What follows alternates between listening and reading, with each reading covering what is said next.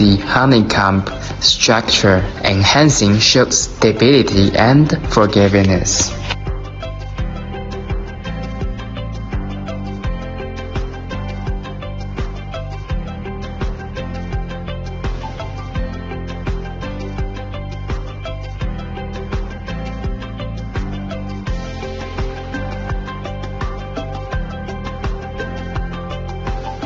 The paddle head is constructed with EPP form with the handle feathers polypropylene honeycomb board.